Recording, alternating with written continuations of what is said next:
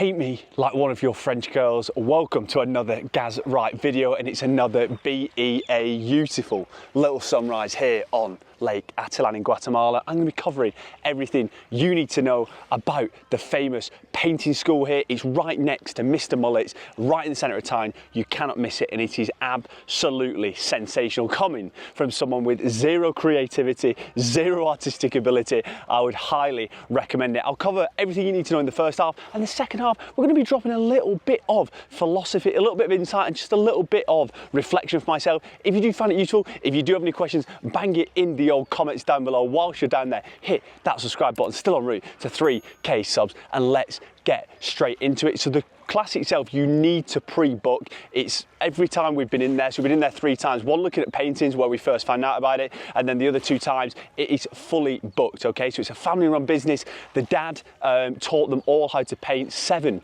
brothers and sisters, all artistic geniuses, and yeah, basically you pre-book either 11, 2 or 4 o'clock in the afternoon. Most people, it'll probably take about 2 hours. Myself and my mum, we went for a little simple painting, so it took us 1 hour 45, and Em went for an absolutely outrageous one, me on the salt flats.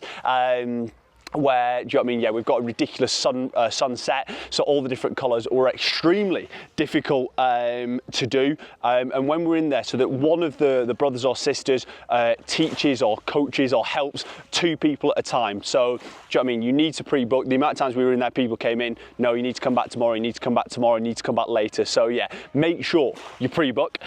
In terms of money, how much does it cost? It's going to set you back 60 quetzals, which is £6 per hour. They write the time on when you get in, they write the time on when it's done, and for most people it's about 2 hours. The guy was saying most Americans come in, they want to get it done quick, they're in, they're out of there, they do something simple just to get it ticked off, so it takes them yeah, about an hour. If you want to do something a little bit more complex, which a guy was trying to draw like him and a dolphin, and ours, he was at 3 hours plus. So yeah, I'd say between 1 and 3, most people 2, so you're looking at £12. And the insight, the knowledge, the wisdom that they bestow, I have zero creativity, zero artistic ability. They come in, he draws like the stencil, the outline for you, and then he mixes the paints, so it's kind of more painting by numbers. If you're good at art, if you want to draw it yourself, you can do so. Like I say, he'll give you, or they have a sister as well, they'll give you as much or as little insight and help and support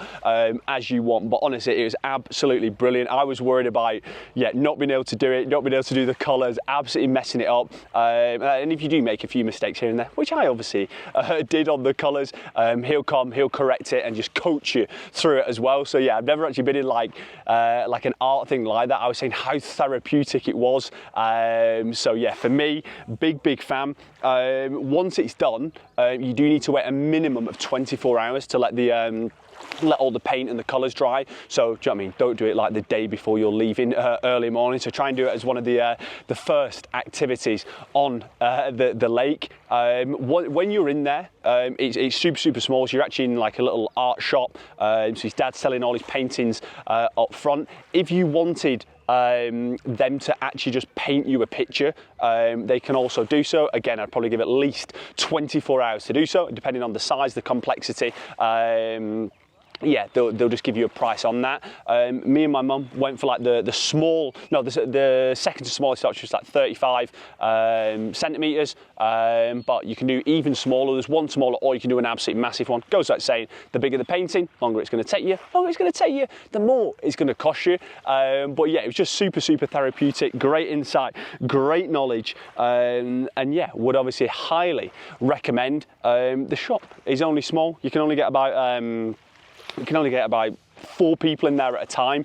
You could probably do 6, and he was saying, depending on the different seasons, depends on when he gets most people. So this time of year, he's saying it's absolutely rammed with Europeans and Americans because of the bad weather.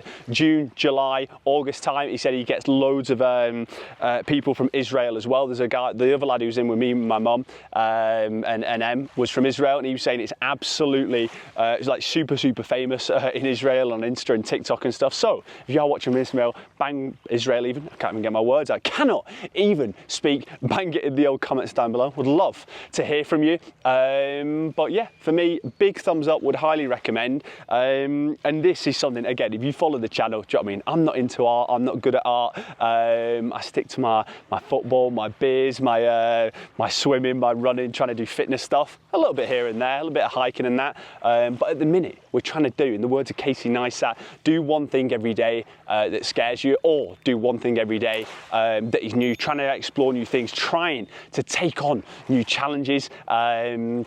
So yeah, we booked ourselves after a couple of cervezas into the old art class, and honestly, couldn't recommend it enough. I think, as I said before, like, it's super therapeutic. But it does help having that level of insight. If I had to like draw everything myself, I imagine the heart rate, the blood pressure would be up, and it wasn't as good.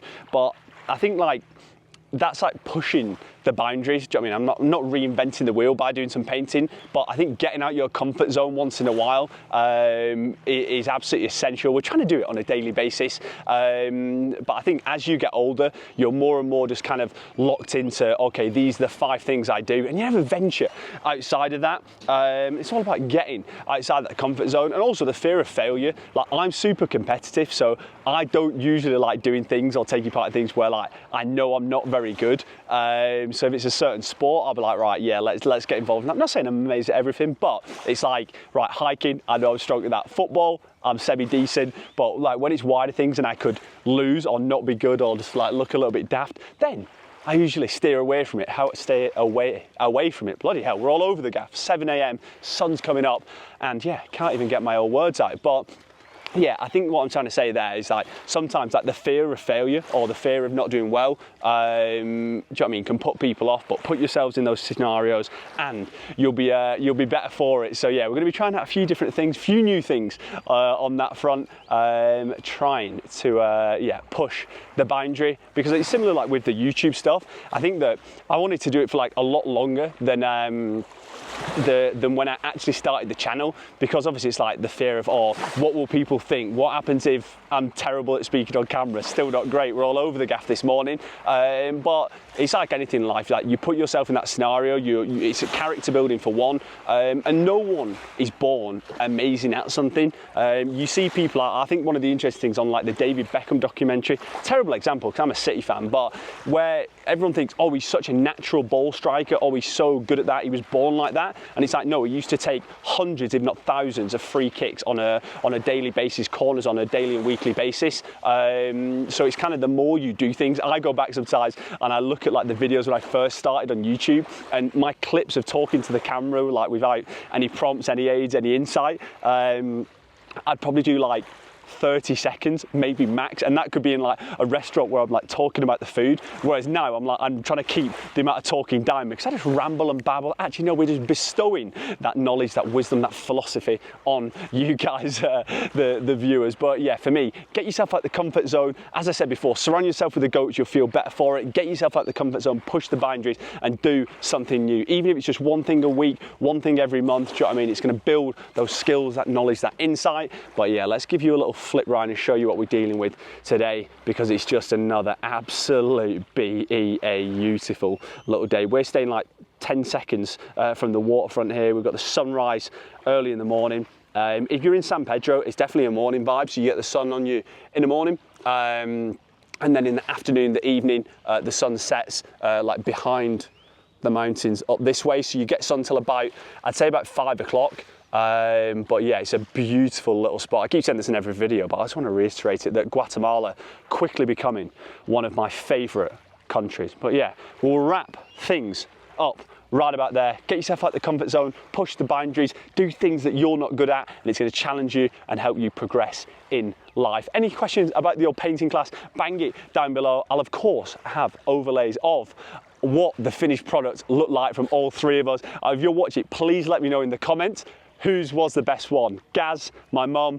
or Em. and you have to be biased and say me. No, actually say the real one. I think it's Em. She did the hardest one, sick colours and stuff, but you know, Em is really, really good at like art and being creative. So yeah, for me and my mum to do it, I'm pretty impressed with us both. But we've got another banging day. We're going on the other side of the lake, somewhere over there, to San Marcos. We're going to a little yoga wellness retreat type place. We're going to be doing some yoga, some cold plunges, and some sauna. So if you enjoy what you see today, you want some more insight on Lake Atitlan, come back tomorrow. Whilst you're coming back, hit that subscribe button. Still en route to 3K subs. I'll see you tomorrow, baby, with the chef. He's always cooking. Let's get it.